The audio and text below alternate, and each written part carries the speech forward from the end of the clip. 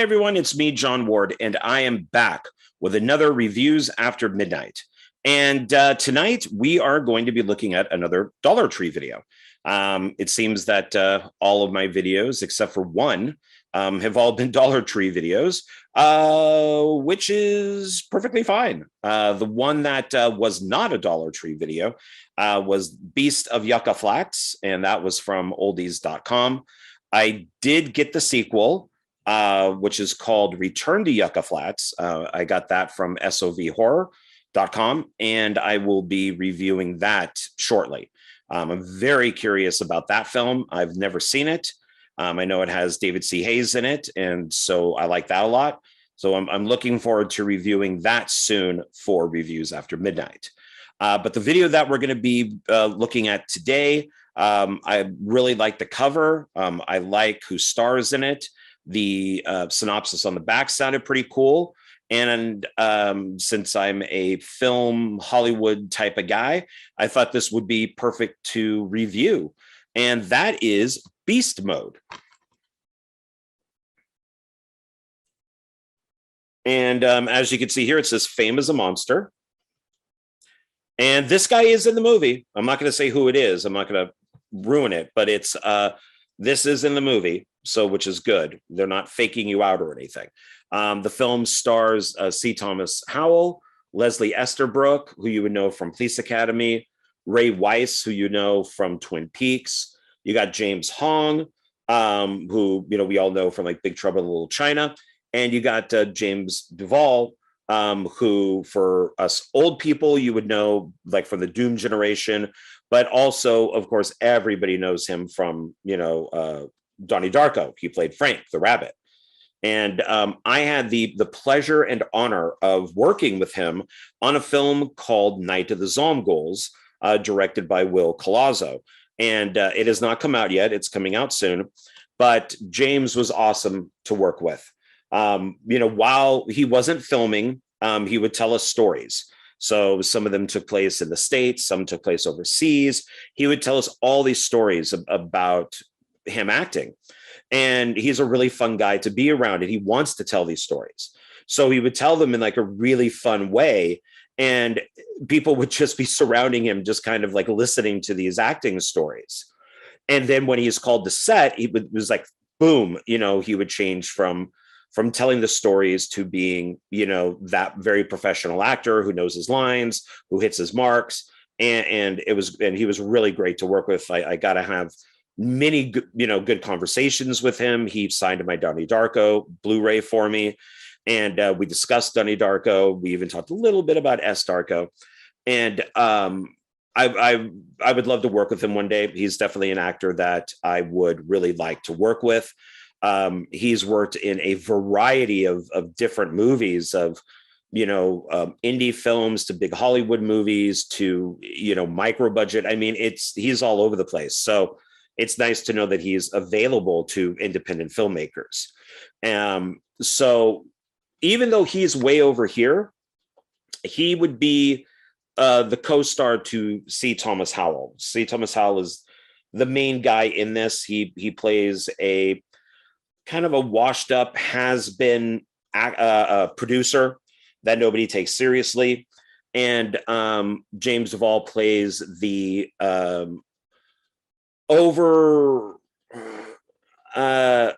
he thinks he's like the greatest actor ever. I mean, he's he's kind of self-righteous, egotistical, narcissist actor who just does whatever he wants. At one time in Hollywood, he was like the Hollywood bad boy, and everybody thought that was wonderful and cute. And now it's just old and done out. So, both of them had made a film that completely tanked, and it is called Gods of Pluto. So basically, C. Thomas Howell produced it. His character's name is Breen, and then James Duval, who is his character's name is why am I blanking on it? Huckle Saxton. and he starred in it. And this Gods of Pluto is considered to be like one of the worst things ever made. Beast Mode is very enjoyable. I enjoyed this quite a bit. It is it's a comic book. It's shot like a comic book. It's very bright, a lot of neon colors in it. You can kind of tell that from the cover. It is definitely a Hollywood horror spoof on filmmaking. So there are things in there like Bowfinger, for example. Is C. Thomas Howell is kind of like Steve Martin's Bowfinger, and it gets a little even more into Bowfinger because James Duval actually plays two characters. He plays the egotistical actor that C. Thomas Howell thinks that he accidentally killed. So that's when we get into a little bit of Weekend at Bernie's. And then they go out and try to find a lookalike for Huckle, and they end up finding this guy who's like a janitor, who's also James Duval. And the janitor is like really nice, while Huckle is like this total jerk. So they have to make the janitor guy into Huckle to continue this new movie that they're making. Otherwise, it's not going to get funded, or the funding will be pulled for that. And that's James Wong basically gives $10 million to fund this new film that they're going to be doing.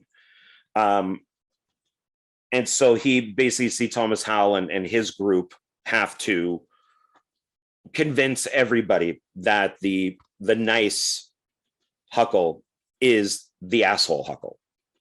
So it's a little bit of everything. It's got like a whole bunch of tributes and stuff like that in here. Here's the back to it. And then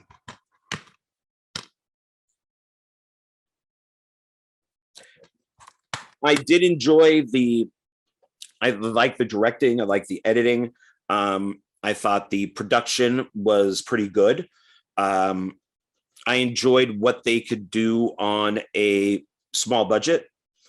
So it looked good. It sounded good. It had a good pace to it. My only problem, I had two problems with the film. At first, I'm going to read this because it's short and kind of give you an idea of what the film is about. So after accidentally killing his lead star, a has-been Hollywood producer turns to an ancient herbal elixir in the hope that it will save his career. He makes a dark deal that unleashes a band of bloodthirsty, shape-shifting, ferocious beasts on LA. That's kind of true and not true. So the good Huckle has like scars on his face, and they take this elixir that was used at the beginning of the film on this little girl who has all these scars.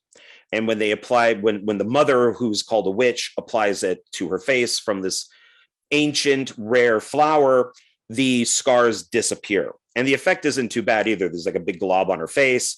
And then when the actress puts the stuff on it, she kind of removes the scar with her hands, and then the daughter's face looks normal. Like a guerrilla soldier, this is shot somewhere, or it's supposed to be somewhere in, let's say, South America, I would assume, wants that elixir, and he ends up killing the mother that he calls a witch, daughter, the son. The guerrilla soldier actually eats some of it, and he dies. He dies from that, and then that cuts to Hollywood. So we got a little bit of what this can do. So when C. Thomas Howell's character is who's Breen, when Leslie Easterbrook, who's like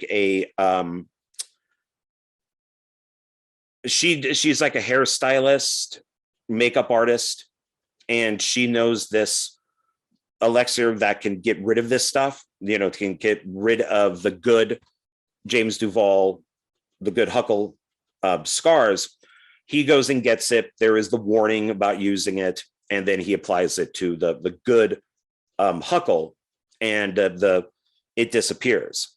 The idea with the elixir that they get is that it turns you into who you truly are.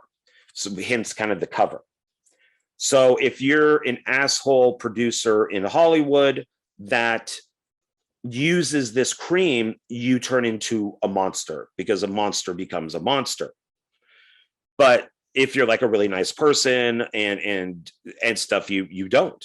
It's just it kind of shows who you truly are. I mentioned that there were two things in this that I didn't like, which is, excuse me, there's a lot of visual effects done. So there's a lot of VFX of muzzle fire, of bullets hitting people, of blood spraying out, stuff like that. There should be less of that and more practical effects for what type of film this is. There is one shot that looks like it might be a combination of practical and VFX that I did like. It was more of a visual thing that I liked about it. But when a head is being torn off, and this does have its bloody moments, like a head's being torn off or intestines are being pulled out, you could tell the blood and stuff. A lot of that is a visual effect. And I'm noticing that more and more is because it keeps the cost of the film down. And they're just going to be adding in this visual effect of blood spraying out or bullets flying or gun muzzles. And I'm not a huge fan of that. So that it didn't hurt this film necessarily, because it is kind of like a comic book, but it's not my favorite thing in movies. This second thing is the third act. The third act goes crazy. So the first act is fine. The second act is fine. All of a sudden we get to the third act and it just goes crazy. We never see them shooting the movie that they say that they're going to be shooting, that they need the duplicate that the James Duval for, that they need that lookalike. So it basically, and I'm not going to give a lot of this away because I want people to see it. So I'm going to be leaving out a lot of the story because I think this is definitely worth seeing. If you can find it at Dollar Tree, definitely pick it up. If it's on Tubi, check it out. So I'm going to leave a lot of story out, but it gets to the point where the second act ends. And then as we go into the third act, it's pretty, like says something like 6 months later or 14 months later or something like that. And it could be off on that time. It might only be 2 months later. Now that I think about it, I think it's 2 months later. I think it's around 2 months later. And they've already shot the movie that they needed, the jerk version of James Duval to shoot with. They used his double. We don't see any of that. It goes straight from we need to shoot this movie to we already shot this movie. And now we're like at the after party, which takes place at like the studio backlot with all the trailers, which we saw earlier in the film. And I thought that's a weird place to have the after party, is outside with all the trailers, but that's probably what they had. So I don't know why we didn't even get maybe 1 or 2 scenes of them shooting this movie that C. Thomas Howell's character got the 10 million for. That kind of bothered me. I really did not like that it jumped. And we don't get to see any of that. And there's like a big fight between 2 monsters at the after party. And like I said, I don't want to give too much away of this. I recommend it. I think it's worth watching. I think it's worth owning. The director, there's 2 directors on this, and that is Chris W. Freeman and Spain Willingham. And Chris W. Freeman also did, and I just happen to own it, Sorority Party Massacre.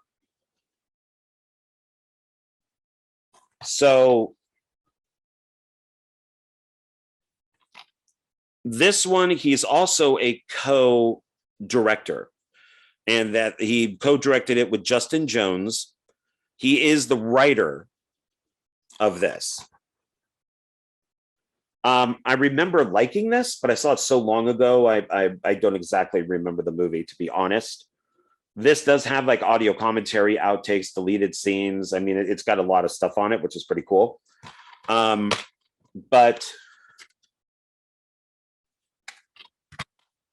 yeah, so when I looked them up, because I did do a little bit of research, I'm like, God, this movie sounds really familiar. And I went to my collection, and there it is with my other massacre films. So it's kind of cool then that he did this, because this is 2020. So this is pretty new. But he is also a co-director on this one too. So he is one of the writers. But it's interesting that, you know, he seems to co-direct a lot. Inside is just the front. I don't think I showed this. But yeah, so definitely check out Beast Mode. It's fun. Like I said, I don't want to give a lot of story away, because there are some surprises in it that I like. And it's definitely worth watching for, you know, C. Thomas Howell going over the top. And he's very much like Bulworth. That's Warren Beatty. That's a political movie. Bowfinger with Steve Martin. And then, you know, everybody else is always fun to see. And then, of course, James Duvall playing two totally different characters is fun. That I don't think I was, because it's not listed on the back or anything, I was not expecting him to play two different characters. I thought he was only going to be in the movie for like 12 minutes, and then that was it. Like, oh, okay, so they had him for a couple days, and nope, but that's not the case. So definitely check out Beast Mode. I don't think that you will be sorry. I enjoyed it, like I said. And if I had to give this stars, like Beast Mode stars, I would actually give this maybe four Beast Mode stars out of 5. So definitely pick it up. All right, everybody, thanks a lot. I do appreciate it. And I am trying to make these videos a little shorter. That way you can get through them quicker, and hopefully watch them and not turn them off midway through or something. So things are changing with how I do videos. So I hope that you like it, and I will see you on the next one. Okay, bye.